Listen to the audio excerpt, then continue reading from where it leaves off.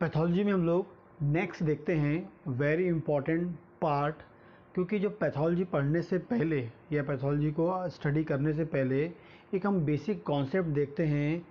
जो हमारी जो बॉडी की सेल है, हमारी जो बॉडी की सेल है वो हमारी बॉडी की सेल जो हमारी बॉडी में यदि कोई भी स्ट्रेस, मतलब जो हमारी बॉडी के लिए टॉक्सिक होता है या ऐसे कोई इंजूरियस एजेंट हमारी बॉडी में एंटर करते हैं, और एंटर करने के बाद ह्यूमन बॉडी की जो सेल है, एवरी सेल है, वो जो सेल है उस स्ट्रेस के अगेंस्ट, उस इंजूरियस एजेंट के अगेंस्ट क्या रिस्पॉन्स दिखाते हैं, वो आपको बिल्कुल एग्जैक्टली दिमाग में पिक्चर क्लियर होना चाहिए।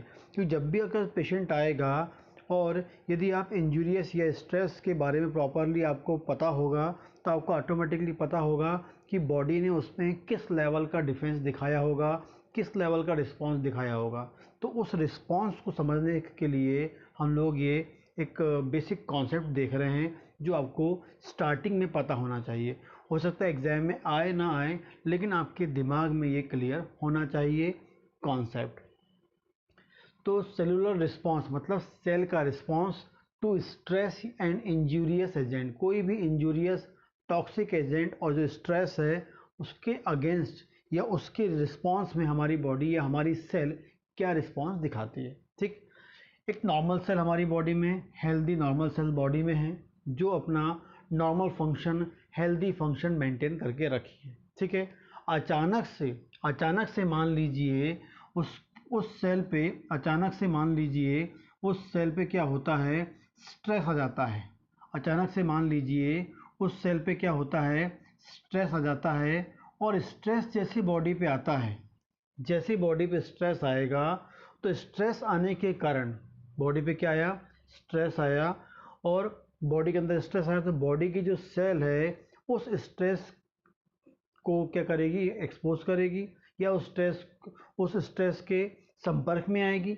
और जैसी बॉडी की जो सेल है उस स्ट्रेस के संपर्क में आती है तो उस स्ट्रेस के अनुसार अपने आप को क्या कर लेती है, ढाल लेती है।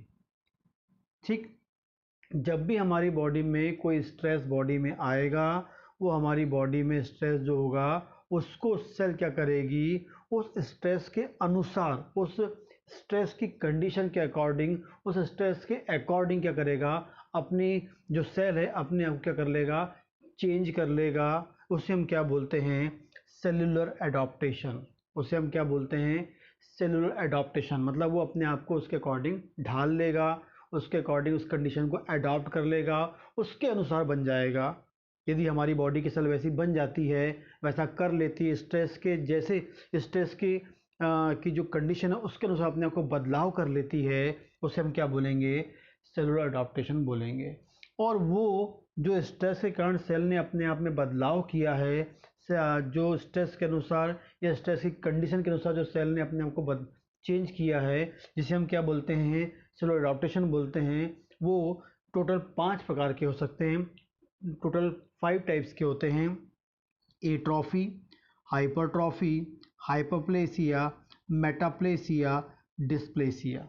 ठीक है, तो जब भी हमारी सेल स्ट्रेस के अनुसार अपने आप को चेंज करेगी तो वो हो सकता है एट्रोफी हो, या हो सकता है हाइपरट्रॉफी या हो सकता है हाइपरप्लेसिया हो सकता है मेटाप्लेसिया हो सकता है डिस्प्लेसिया हो। ये आपको चेंजेस मिलेंगे। ठीक, और उसके बाद यदि हमने स्ट्रेस को, सेल ने अपने आप को चेंज कर लिया, इनमें से कोई भी 5 आपको मिलेंगे। लेकिन यदि हम उस स्ट्रेस को रिमूव कर दें, यदि हम उस स्ट्रेस को रिमूव कर देंगे तो सेल फिर कैसी हो सकती है, अगेन नॉर्मल हो जाएगी। ये इंपॉर्टेंट चीज़ आपको याद रखना है। जब कभी भी सेलुलर एडॉप्टेशन होता है, हाइपरट्रॉफी, एट्रोफी, हाइपरप्लेसिया, डिस्प्लेसिया, मेटाप्लेसिया होता है, मतलब सेलुलर एडॉप्टेशन हुआ है, मतलब सेल ने अपने आप को उस स्ट्रेस के अनुसार बदल दिया है।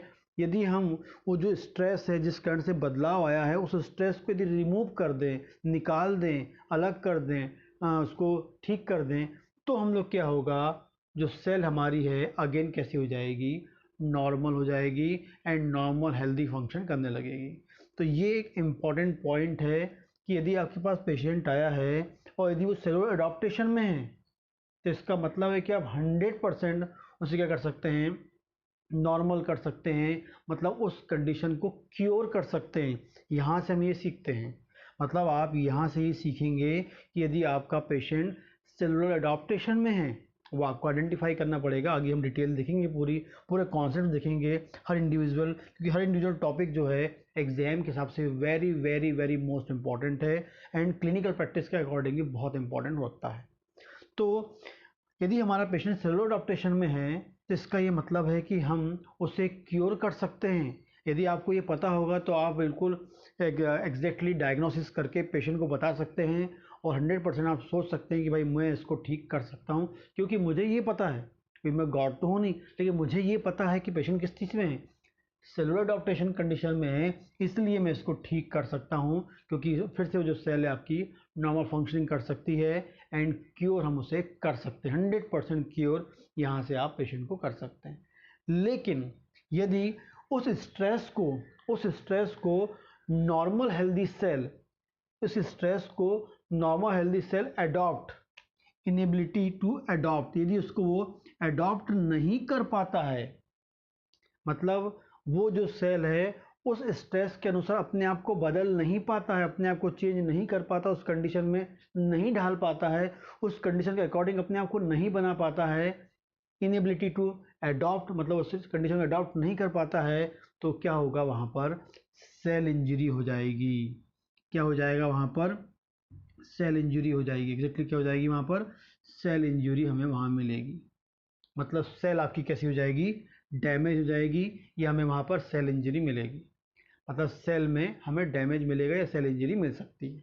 ठीक, तो सेल इंजरी कब मिलेगी हमको, सेल इंजरी कब मिलेगी हमें, जब वो जो सेल है स्ट्रेस को अडॉप्ट नहीं कर पाती है, वो सेल जो है नॉर्मल हेल्दी सेल जो है वो उस स्ट्रेस के अनुसार अपने आप को नहीं बदल पाती है, तो क्या हो जाएगी उसमें सेल इंजरी हो जाएगी। तो ये तो आपको पता करना है कि कौन सी सेल इंजरी है और कौन सा सेलुलर अडॉप्टेशन है। यदि सेल इंजरी होगा तो थोड़ा ठीक करना कठिन होता है, लेकिन सेलुलर अडॉप्टेशन होगा तो 100% आप क्योर कर सकते हैं। अभी आपको आगे और बताता हूँ। तो सेल इंजरी का पहला कारण है यदि सेल स्ट्रेस को अडॉप्ट नहीं कर पाए, वो अडॉप्टेशन नहीं कर पाता है। इसके अलावा इंजरीज, डायरेक्टली इंजरीज एजेंट क्या कर सकते हैं, आपकी हेल्दी सेल पे अटैक करेंगे और हेल्दी सेल पे अटैक करेंगे तो ऑटोमेटिकली वहाँ पर क्या होगा सेल इंजरी हो जाएगी। तो सेल इंजरी के दो कारण हो सकते हैं, एक होता है जब वो अडॉप्टेबिलिटी मतलब अडॉप्टेशन नहीं कर पाता है तो सेल इंजरी हो जाएगी, या सेकंड जो है डायरेक्टली वो सेल को डैमेज कर सकता है, डायरेक्टली सेल इंजूरियस एजेंट हमारी बॉडी में जाएंगे और डायरेक्टली क्या कर देंगे उस सेल को डैमेज कर देंगे, इंजूरियस कर देंगे, तो जो हो जाएगी सेल इंजरी। सेल इंजरी के दो कारण हैं, डायरेक्टली कर सकते हैं और स्ट्रेस में अडॉप्टेशन नहीं होगा तभी होता है। अब जो आपकी सेल इंजरी होती है ये भी दो टाइप की होती है, हम लोग पढ़ेंगे, वेरी वेरी इंपॉर्टेंट है, बेसिक पूरा ये बेसिक जो मेडिकल साइंस है, पूरी ह्यूमन बॉडी का जो डिजीज़ है वो 100% डिपेंड करता है सेल इंजरी पे, क्योंकि बिना सेल इंजरी के कोई डिजीज़ होता ही नहीं वर्ल्ड में।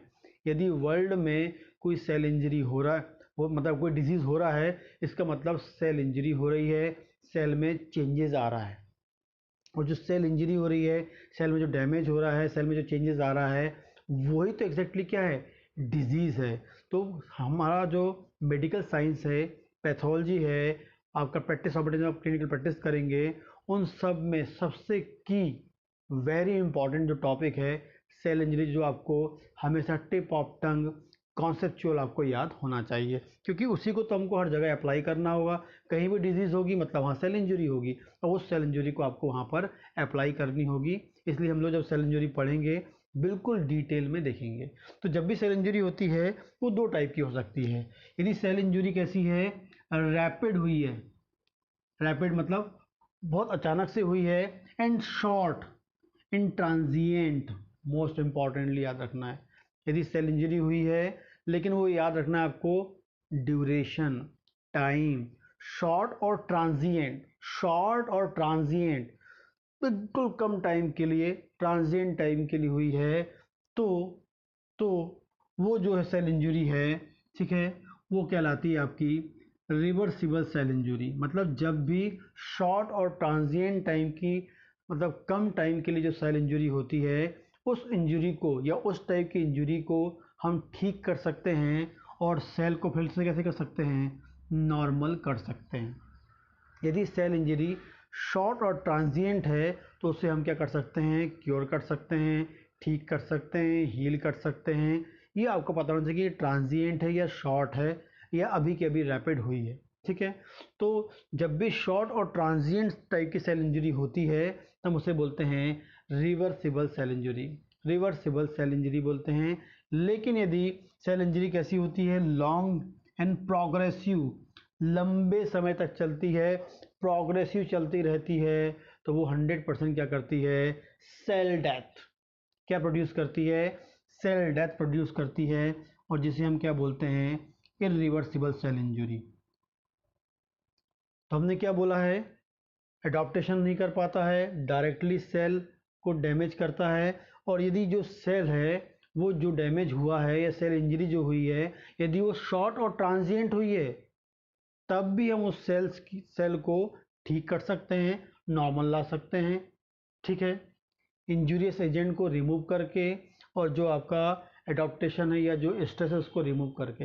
लेकिन यदि वो प्रोग्रेसिव और लॉन्ग समय तक चलती है, इंजरी प्रोग्रेसिव चलती रहती है, तो वो सेल में क्या करेगी, ऐसा चेंजेस लेके आएगी, वो कैसा होगा, इरिवर्सिबल, उसको हमको कभी चेंज नहीं कर सकते हैं, मतलब फाइनली सेल डेथ होगी।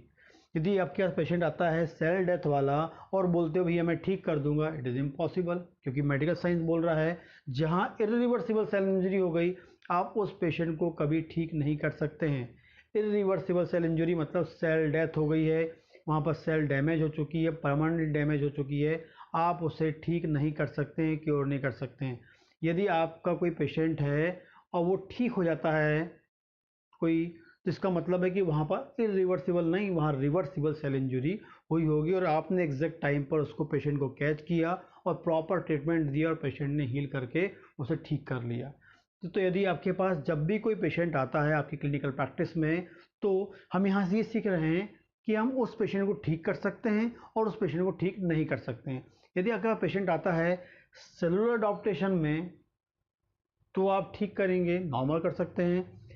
रिवर्सिबल सेल इंजरी में आता है तो उसे नॉर्मल कर सकते हैं, लेकिन इरिवर्सिबल सेल इंजरी में आता है तो उसे आप ठीक नहीं कर सकते हैं।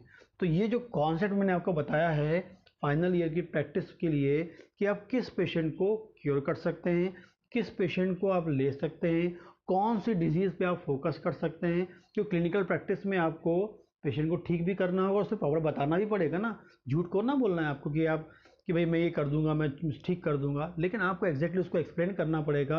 यदि आप समझ गए कि पेशेंट एडॉप्टेशन में है, आप समझ गए पेशेंट रिवर्सिबल में है, तो भैया आप 100% बता पाएंगे कि मैं आपको ठीक कर दूंगा, ये आप मेडिसिन लीजिए, आप ठीक हो जाएंगे। मैं नहीं बोलो, आप ही बोलो कि आप ठीक हो जाएंगे। क्यों? क्योंकि आपको पता है कि पेशेंट रिवर्सिबल में है या फिर सेलुलर अडॉप्टेशन में। लेकिन इरिवर्सिबल में होगा तो आप ऑटोमेटिकली समझ जाएंगे, पेशेंट को एक्सप्लेन कर पाएंगे कि भाई अभी आप ठीक नहीं हो सकते हैं, क्योंकि पेशेंट को प्रॉपर समझाना, एक्सप्लेन करना वेरी वेरी इंपॉर्टेंट पार्ट होता है।